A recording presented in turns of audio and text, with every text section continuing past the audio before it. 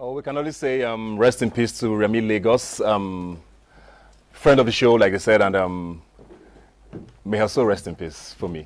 All right, I know. It's when you came on the show all those years ago, do you remember what you said to me?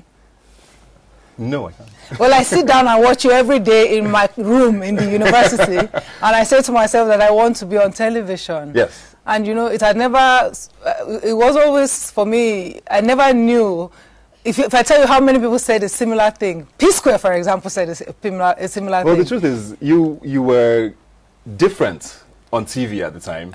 It was a fresh angle to daytime TV in Nigeria. You attacked the issues, but you also had fun while doing it. You made TV look very easy. Some of us have gone in and realized that, okay, it's not as easy as it look. So it was always great to You're talking about making things look very easy. Our next two guests, and I'll get out for you guys, you know, as soon as I can, they've done similar things. In particular, Linda Ikeji. People always say to me that, you know, I want a blog. I want Linda's blog. And I say to them, you cannot have... Many have tried. They've tried. Many have tried. I say, you cannot have Linda's blog. You can have your own blog, because I think, what do you think is special about it? It's very interesting. You know, sometimes they say less is more. It's always good to keep things simple. You look at her blog and there's really nothing extraordinary to it. It's her personal touch that she brings in, I think, that makes people relate to it very easily. Right. She looks like she's a friend who's telling you a story, or who's gossiping with you, as it were. So it's very easy to relate with her blog, and some find it offensive, some might not necessarily be happy about it, but I mean, the world has you have to have everything as a potpourri of, you know, especially with the way entertainment and lifestyle is going in Nigeria today. You need stuff like that to, you know, keep people going, and it's interesting that in 2012, I don't know anybody online who was more popular. Yeah, actually, who even came close. Actually, she's the most popular and powerful singular personality online out of Nigeria. It's amazing. You know, online out. And I don't think she realizes that. You know, one of the things that I like is when I saw her say one day that, you know, she just wanted to write a blog. She didn't set out. The other thing that I'm saying this generally to young people who come to me and they say, you know, I want to make a lot of money. And, you know, money is important. I've actually seen her say that once. I can't remember where that was. I think it was on Twitter, actually, where she said, it becomes a problem when you set out to make money you must never, and I think that more than, I mean, I have this theory, and, you know, I'm not a pastor, but I have this theory that when the good book, and I'm sure it's in all religion, said that God said to us, go multiply, fill the earth and subdue it. What it means is that you must go forth, because the same book says that each and every one of us is beautifully and wonderfully made. So if you are beautifully and wonderfully made, you've been given something special. Your job on earth is to find that something special and hone it until it becomes extraordinary. That's when we change the world. And the countries and societies that change the world and change their citizens are those countries that structure their environment to make sure that the people who are the best, you know, get to aspire and to design and to do the things that they were designed to do. So I'm going to get off this. I couldn't have said it better. Speaking of special, I mean, so the two special people are here. I wanted to interview them, and then they gave them to you. I'm sure they wanted me to interview them. All right, I welcome them, and then I'll get on stage. There's Linda Ikeji. A big documentary about them, Chibundo and Linda Ikeji.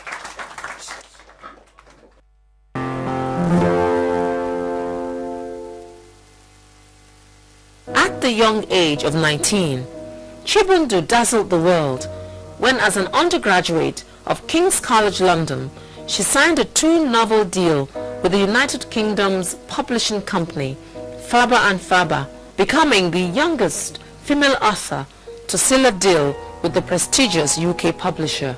So I'd written 33 pages of the book, and as happens with most first-time novelists, I just lost momentum and I couldn't go any further. And so I thought I'll send it off to an agent. And I sent it to only one agent. She read it, enjoyed it, and asked for the rest of the book. She recently published her book, The Spider King's Daughter.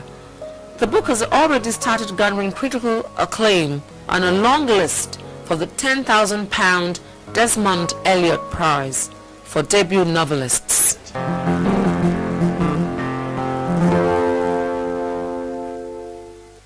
is log on to lindaikeji.blogspot.co.uk and you will be on to one of the most popular entertainment news spots in Nigeria. I started the blog in 2006 and I didn't start getting that many readers until March 2007. But in August 2010, somebody sent me a mail and said, "Can I have your advert rate?" And I was like, what does that mean? What does it mean? Former model, events organizer, and magazine publisher, Linda started her blog as a hobby, one which has turned her into Nigeria's highest paid blogger, according to Forbes Africa magazine. We salute Nigeria's new media phenomenon.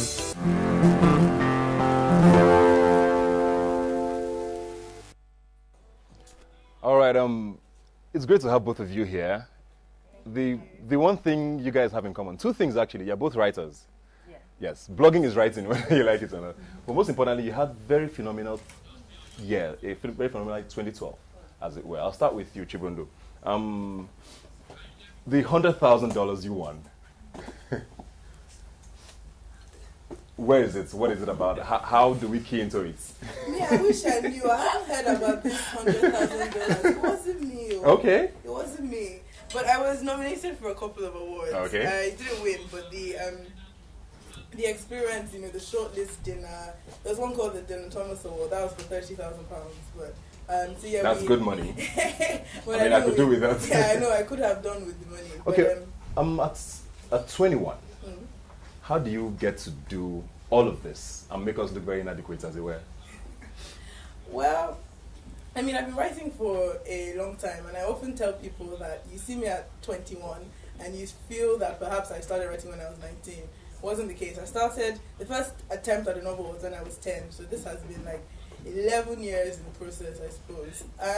And I know, it's by God's grace, we thank God, because there are a lot of people that want to do things, and, for X, Y number of reasons, it never quite comes out, so yeah. Okay, I'll go to you, Linda. Happy New Year. Same to you. 2012 was your year, basically. Yes. Even you can't deny that. I can't. A lot of people say, the one thing I always hear about your blog, besides, of course, the controversies, is the fact that it's still a blog spot. Are you going to do anything differently with that blog this year, or it's going to be keeping the winning formula and not changing anything? I plan to definitely take it to the next level, but I'm going to keep most things the way it is now because it's working for me. I don't want to try new things and it doesn't work. I still use the blogspot because lindaikeji.com is no longer available. They asked me to pay a lot of money for it, and which I have decided. Because some smart person already took it. And in my head, I'm thinking, if the blogspot is keeping me at number one, what's the point? So exactly. Number one is what counts, isn't it? Yeah, exactly. One thing that a lot of people actually forget about is that you also do a lot of good with your blog. I do. Last year, with the rape cases and the Alu4 and all of that, you did a lot for maybe not necessarily charity, but at least you gave back, as it were. Where does that come from? Yeah, I raised a lot of money for a lot of people. There was the OK one that we raised money, and it was actually through my blog that a lot of these celebrities donated for a lot of people who were sick and needed money for surgeries abroad. It was just my own way of giving back. Just giving back because I have this platform, huge platform that has hundreds of thousands of people. So I felt like it would be great to, to give back. Yeah. So is there going to be some sort of structure to it? Do you have a foundation? I don't have a foundation. I don't plan to have one. I feel like it's too much of a huge responsibility. But I definitely Funmi said that when she started changing life. Yeah, I definitely plan to support foundations in any way that I can. Not just use my platform to push out their all the stuff they want to do, but also to directly get involved, make some donations, which I have been doing for the past 6 months. But to start a foundation myself, like be in charge, I don't know. I don't know if I want to do that. I don't think I'm going to take your word for it. I don't know if I want to do that. It's a huge responsibility. Well, you have done well with responsibility so far. Chibundo, your book, where did this book come from? Was there some sort of personal experience to it, or? Okay, so the book is set in Lagos. Okay. I grew up in Lagos. So in a sense, the setting, the scenes, that's where it came from. The two main characters, one of them is a hawker, a street hawker that sells things on the side of the road. And I'm glad I'm in Nigeria because I don't actually have to explain what that is. People often think I've said hawker when I've said hawker. So yeah, there's this street hawker, and I actually interviewed a hawker for an essay competition when I was younger. My mom was always entering me for such things, and it was an essay competition about child labor. And it was just interesting to see someone who was, she was about 16, she was a minor, not quite a child, and she couldn't project for the next 10 years, next 15 years, that was what she thought she'd be doing for the rest of her life, hawking. And I thought, wow, at 11 or however old I was, I already said I want to be a doctor, I want to be this, but she didn't have that. Any more books in the works? Oh yeah, definitely. 2013? Maybe not 2013, maybe the next one after that, we'll see. Okay. What made you support a foundation like this? Do you do charity on your own, or to just support foundations? I mean, the work they do here is fantastic. My mom has a school, and I help out with that sometimes, and I sponsor a child, and it's just kind of like we can't rely on government for everything. Exactly. I feel. Well, thank you very much, two phenomenal women. Have a great 2013 ahead. Thank you. Yes, thank you very much for coming. We'll be right back after this short break.